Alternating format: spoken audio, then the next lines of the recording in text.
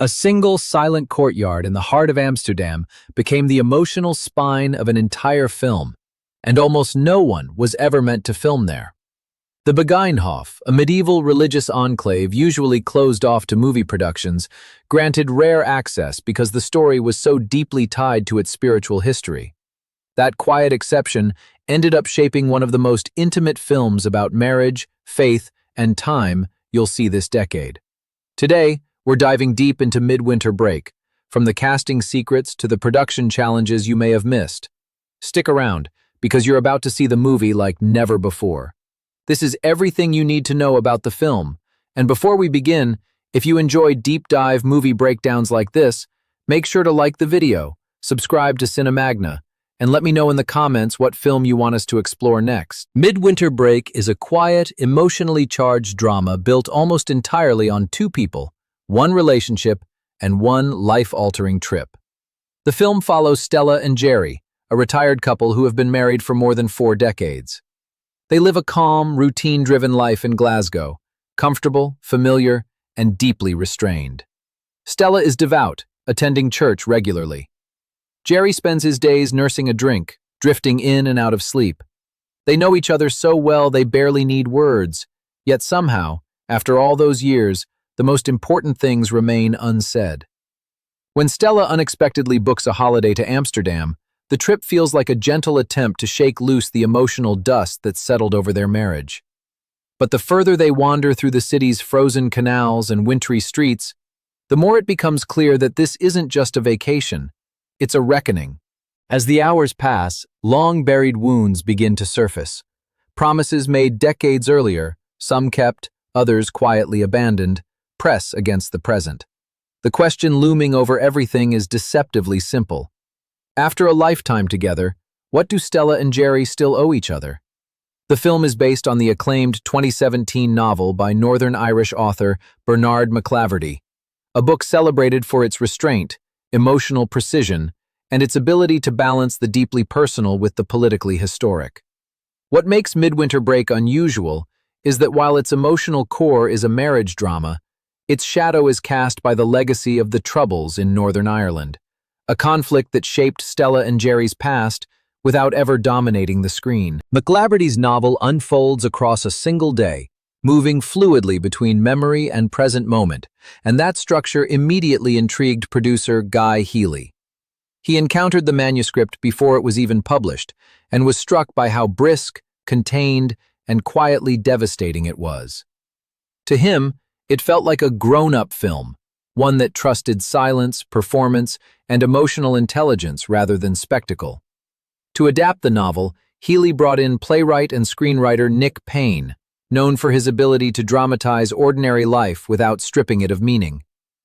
Payne was immediately drawn to 𝗗𝗏𝗏's prose, particularly how it allowed massive ideas to exist within the smallest gestures. The screenplay they developed together preserved that balance, maintaining the novel's dreamlike shifts between past and present while grounding everything firmly in Stella and Jerry's lived reality. One of the most important choices made early in development was what not to explain. The history of the Troubles, which forced Stella and Jerry to leave Belfast years earlier, is never delivered through exposition. Instead, it lingers beneath the surface, influencing their faith, their silences, and their emotional distance. The film trusts the audience to feel that weight rather than be told about it. That trust became central to how the film was directed. To bring this story to life, the filmmakers needed someone with an almost forensic understanding of human behavior, someone comfortable living in pauses, glances, and contradictions. That led them to Polly Findlay, a celebrated theater director making her feature film debut. Findlay had spent years directing work at the National Theatre and the Royal Shakespeare Company, building a reputation for capturing emotional truth in intimate settings. For Findlay, Midwinter Break wasn't about dramatizing a failing marriage. It was about examining how even a loving, long-lasting relationship can become quietly fractured over time. She saw the film as placing a seemingly ordinary marriage under a microscope, revealing how tiny daily interactions can feel enormous when they're loaded with history. Visually, she wanted restraint. No showy camera moves, no intrusive editing. The goal was to let the actors exist within the frame long enough for the audience to read what wasn't being said. That approach made casting absolutely critical. From the beginning, the filmmakers knew the film would rise or fall entirely on the performances of its two leads. There is nowhere to hide in a two-hander like this. Every silence carries weight. Every glance has meaning. Lesley Manville was the first choice for Stella. Her ability to convey emotional depth without theatricality made her ideal for a character whose inner life is constantly in motion, even when her exterior appears calm. Manville brings a remarkable transparency to her performances, strength and vulnerability existing simultaneously. Opposite her, the role of Jerry required someone with warmth, charm, and an undercurrent of unresolved pain. Ciarán Hinds was a natural fit. Beyond his immense screen presence, his personal connection to Northern Ireland and his lived understanding of the cultural history underlying the story added authenticity that couldn't be manufactured. Although Manville and Hinds had never headlined a film together, their chemistry was immediate. Findlay felt that together they carried the invisible backstory of a 40-year marriage without needing to explain it. Their shared history felt real before a single line of dialogue was spoken. For Manville, the project was appealing precisely because it refused to simplify its characters. Stella isn't portrayed as a saint or a martyr. She's deeply faithful, but that faith exists alongside frustration, disappointment, and longing. The film allows her contradictions to coexist. Hinds, meanwhile, approached Jerry as a man shaped by silence, someone who has learned to cope by not speaking. The script's sparseness appealed to him. Much of the emotional work, he felt, existed between the lines, leaving room for the actors to fill in the gaps. Those gaps were explored collaboratively. Findlay worked closely with both actors to build the emotional rhythms of the relationship. Moments when Stella and Jerry feel utterly connected, followed immediately by moments where they seem impossibly distant. That emotional whiplash is intentional. It reflects the reality of long-term intimacy. Once casting was locked, production shifted toward location, and Amsterdam became far more than a backdrop. The city is where the story was born. 𝗗𝗏𝗧 first conceived the novel after visiting Amsterdam for a reading, wandering through its streets until he stumbled upon the 𝗗𝗟𝗗𝗑. Hidden behind busy streets, the courtyard's silence and spiritual history struck him deeply. Learning that it once housed women devoted to religious life planted the seed for Stella's internal conflict between faith and personal fulfillment. For Findlay, Amsterdam represented permanence. Its centuries-old buildings stand unchanged as Stella and Jerry confront their own impermanence. The canals, constantly flowing yet confined within stone boundaries, became a visual metaphor for marriage itself, movement within limits. Shooting in Amsterdam was essential, and the production committed to authenticity, filming there for 5 weeks. The 𝗗𝗟𝗏𝗧's decision to allow filming was a rare exception, made only because of the script's sensitivity and the location's narrative importance. The contrast between spaces was carefully designed. Stella and Jerry's Glasgow home was recreated in an empty house near The Hague, modeled after 𝗗𝗏𝗧's own residence. Production designer 𝗣𝗟𝗏𝗏𝗧 built the space to reflect a couple who share a life but inhabit separate emotional worlds, each with their own quiet territory. Every visual choice reinforced the story's themes. Cinematographer Laurie Rose adopted an intentionally unfussy approach.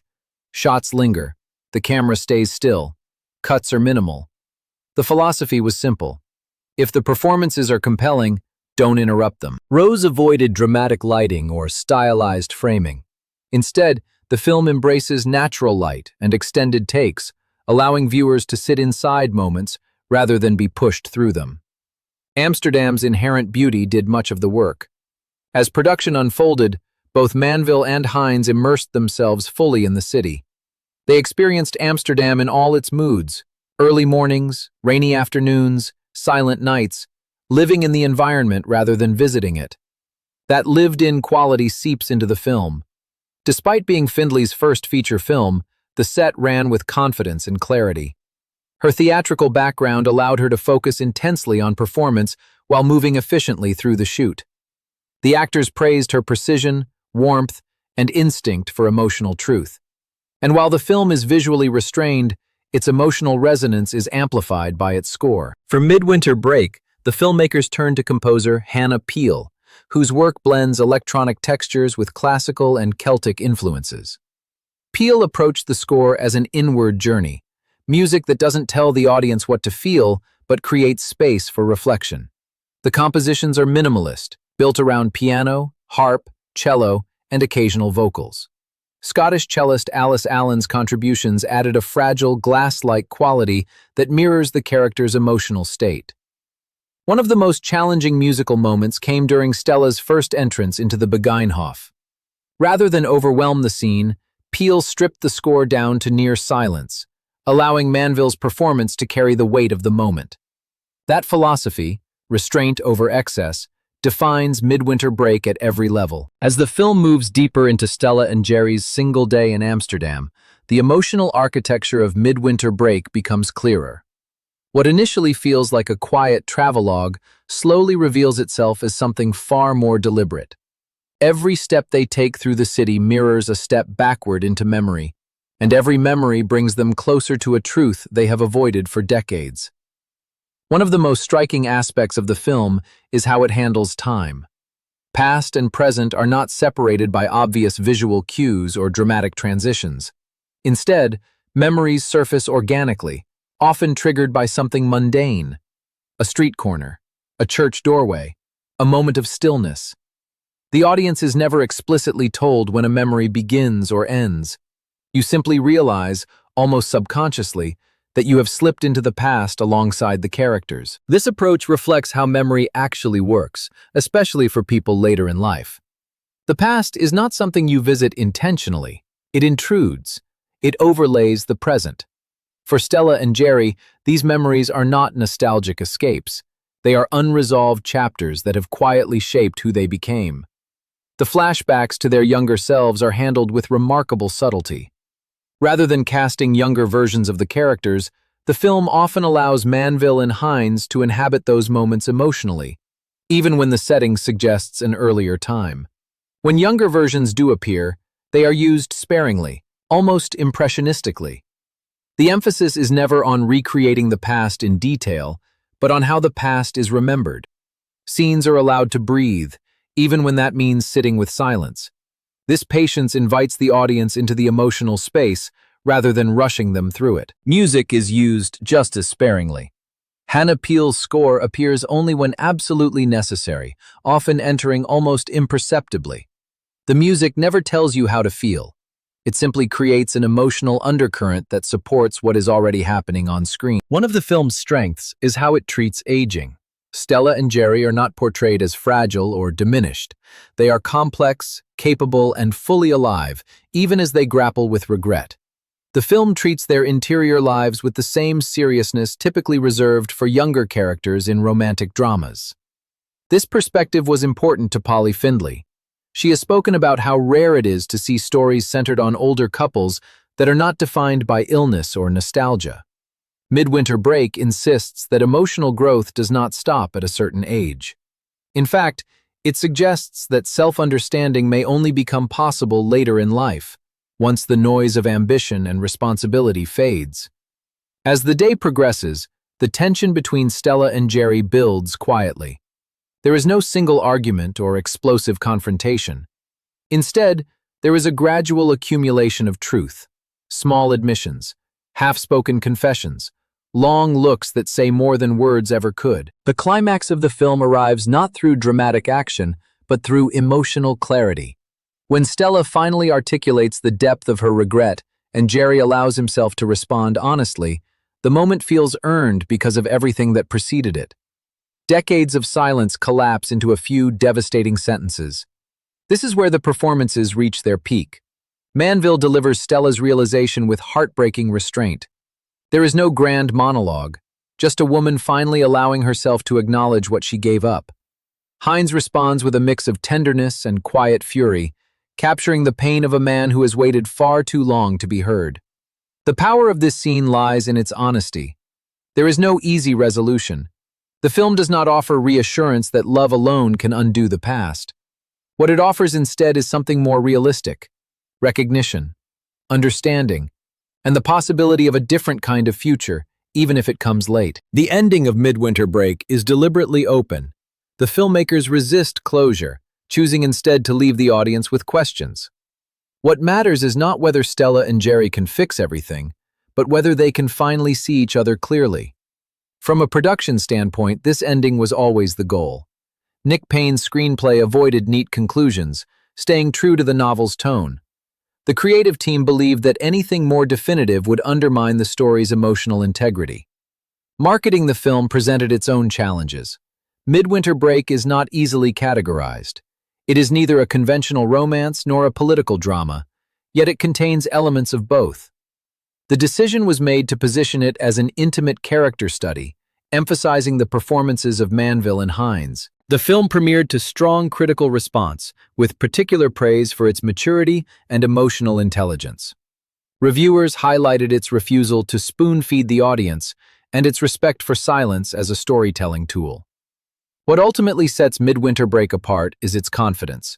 The film knows exactly what it is and refuses to apologize for its quietness. In an industry often driven by spectacle and urgency, it stands as a reminder that some of the most powerful stories are the ones that ask us to slow down and listen. For viewers willing to meet it on its own terms, Midwinter Break offers something rare: a deeply human exploration of love, faith, and the choices that shape a lifetime. It is a film that lingers long after it ends, not because of what it shows, but because of what it invites you to consider about your own life. And that is what makes this film resonate. Not the trip to Amsterdam, not the history in the background, but the universal fear of reaching the end of a long journey and wondering whether you truly lived the life you wanted. If you enjoyed this deep dive into Midwinter Break, make sure to like the video, subscribe to Cinemagna, and leave a comment below with your thoughts on the film or what movie you want us to break down next. Your support helps us keep exploring cinema in ways that go beyond the surface. What makes Midwinter Break quietly remarkable is how much intention sits beneath its simplicity. Every creative decision was designed to support the emotional truth of the story rather than distract from it. Even elements that might normally be considered background details were treated as narrative tools. Costumes, for example, were deliberately understated. Stella's clothing reflects restraint, modesty, and routine. Muted colors, practical fabrics, and minimal variation suggest a woman who has lived her life within carefully defined boundaries. Jerry's wardrobe mirrors emotional stagnation. Comfortable, slightly worn, and unchanged. Nothing about how either character dresses suggests reinvention. That is important because the film is not about transformation through external change, but through internal reckoning. Props were similarly restrained.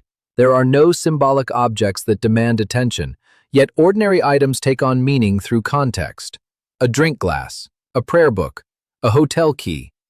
These objects become emotional markers, reminding the audience how deeply meaning can attach itself to everyday things when they are shared across decades. One subtle but powerful production choice involved sound design. Amsterdam is a living city, but the film often mutes its noise. Crowds fade into the background.